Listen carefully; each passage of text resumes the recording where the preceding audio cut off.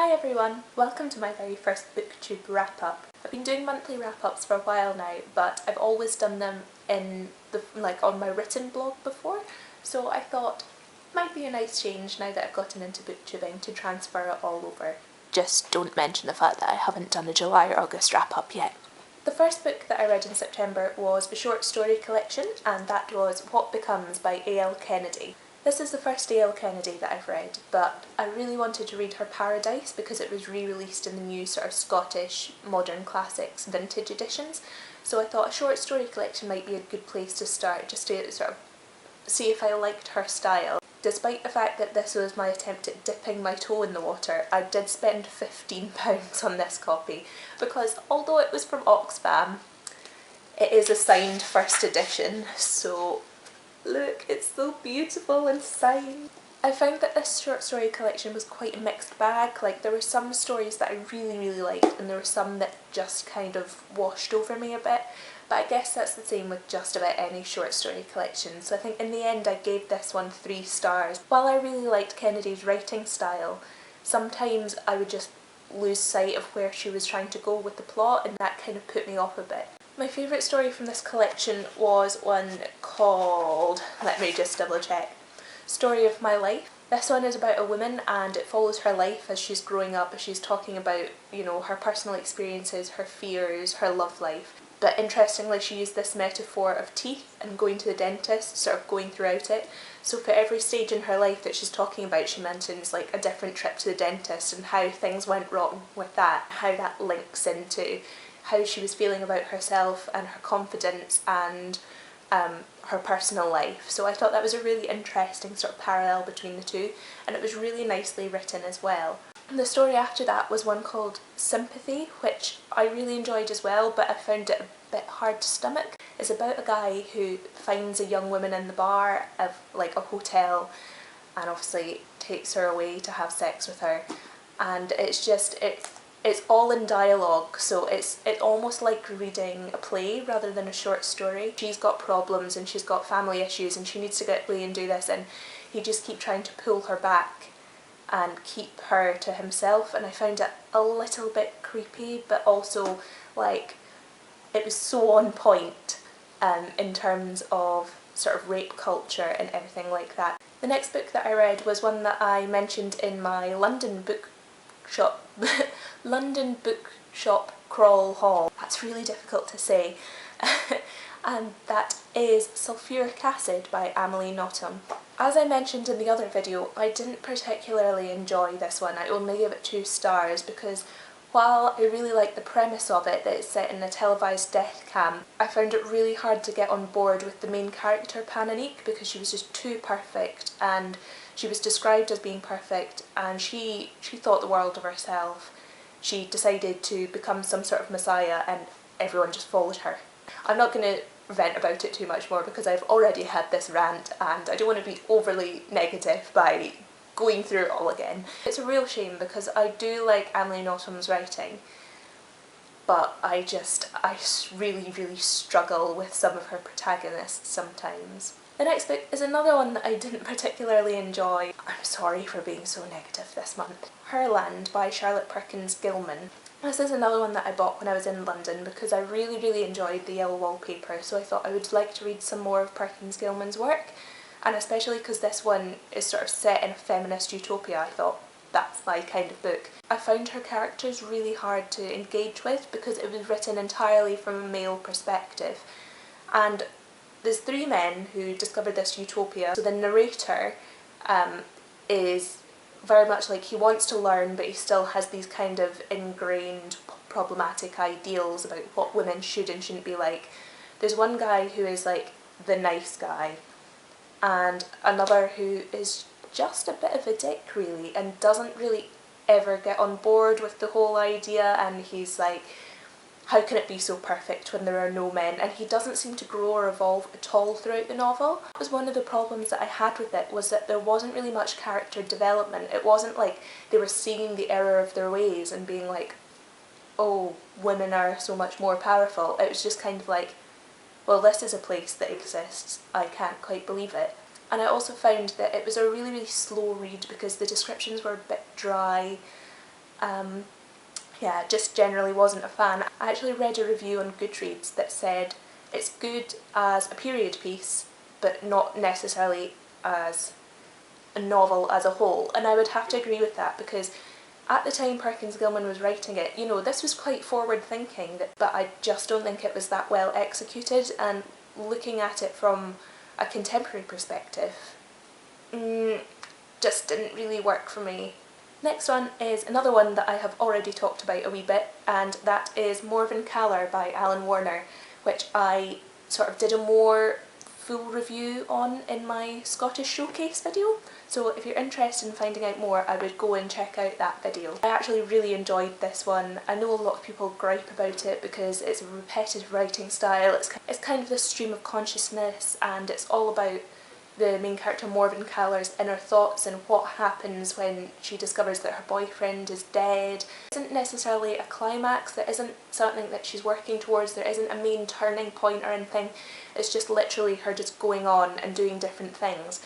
And I know that a lot of people have an issue with that, but I really enjoyed it, so I'm just going to leave it there. The final physical book that I read this month was All Dogs Are Blue by Rodrigo de Souza Leao. I don't know if I'm pronouncing that correctly. I'm really sorry if you're Brazilian. This one is published by And Other Stories, who do lots and lots of translated fiction. I really want to collect more of their books because they're just really pretty, and they're all kind of in this style of design, so I think they would look really nice, like all lined up on a shelf next to each other.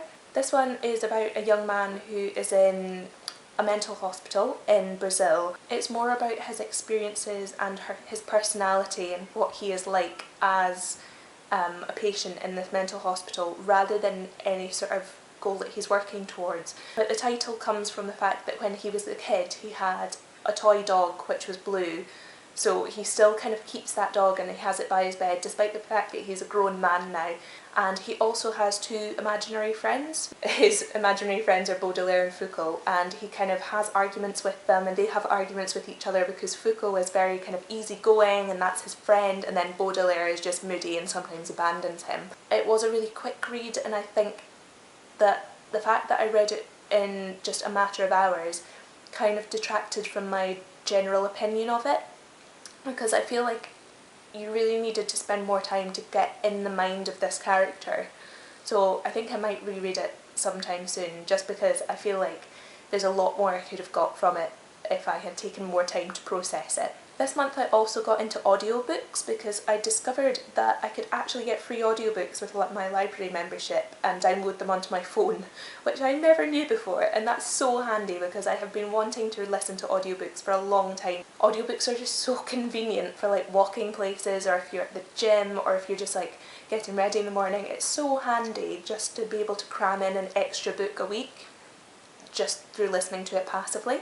So the first audiobook that I downloaded was Dance Dance Dance by Haruki Murakami. I actually downloaded this not knowing that it was meant to be the fourth part, well, it was the third part at the time, but the fourth part in his The Rat trilogy.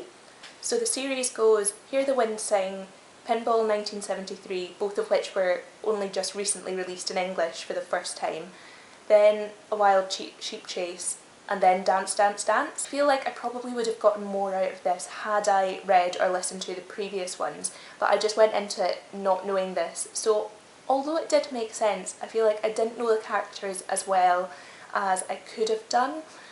On the whole, I'm not really sure I enjoyed Dance Dance Dance. I really liked the suspense and finding out how all the sort of deaths that it involves were connected and how they connected with the Dolphin Hotel. I thought that was really interesting, but I couldn't really sympathise with any of the characters. I didn't particularly like any of them. The more Murakami I read, the more I get this sense that all his protagonists are kind of the same. It feels like an empty shell of a character that Murakami is kind of projecting his own younger self onto, and I'm not really such a fan of that, which is a shame because I really like his writing and I really like the whole magic realism side of it, but I need to take time between reading his books, otherwise I just get really fed up with reading about essentially the same character every time, and I don't think I was in the right frame of mind for a Murakami at this time. The next audiobook that I listened to was Sleep Pale Sister by Joanne Harris, and again, I wasn't really a fan of this one either. It felt like I was listening to it just to get through it because I really didn't want to give up on it when I'd worked through so much of it. I thought I would see it through to the end. While the premise of the book was really interesting, it's about an artist in the 1800s. He takes on this young girl when she's about 9 years old to use her as his model, but then they end up getting married and then she's basically under his thumb. I don't know, there's a hint of Electra complex about the whole thing. I don't know, I couldn't really follow it. I think I might have gotten more out of it had I read the physical book, but as an audiobook, just didn't work for me. I'm going to be really cheeky because I have actually finished discussing all the books that I read this month, but I also want to include a one book haul. I would do a separate haul video, but most of the books that I got this month I have already mentioned. Jane Eyre by Charlotte Bronte. I've heard amazing things about this and I'm not really that into classics, mainly because I haven't been exposed to many, and I thought this would be a really good place to start because apparently it is really feminist and I think that's something that I could relate to, and I'm not going to be too bored by it because sometimes I think of classics as being very old-fashioned and not really relevant, but I feel like Jane Eyre will be really relevant and I'll get a lot out of it when I read it. I've been hunting down a decent copy of this for ages because I have wanted to read it for a long time, but I was looking for the perfect edition. You know when you get it in your head that you want to own a book, but every time you see it in the shops you're just like, no, that's not the edition for me. I finally found my edition, and that is this one. It is by, I believe it's Rhodes they're called? Yes, Rhodes, which I looked up and they are actually an Irish company who specialise in design of all types, so they publish books and they do like interior design stuff, so I think that explains why it's so pretty. This is the cover up close. So it's it's a bit like a clock, it's like a garland clock with different things at each station, and there's an explanation in the back saying, it's a lace collar. The intricate lace collar becomes a tableau of Jane's arduous journey from a lonely and humble childhood to the discovery of her true value as a human being. So I thought that was really interesting. This company haven't actually published a huge amount of classics, but I know that in future I will definitely be buying these editions so that I can line them all up and they'll look really pretty because they're just beautiful, and it's such a beautiful book. Look at it, it's so beautiful. That concludes my September wrap up. I hope you've enjoyed it. If there's anything that you would like to read that I've mentioned or that you have read, let me know in the comments down below, or if you have any recommendations based on books that I have talked about. I'll see you in my next video. Bye!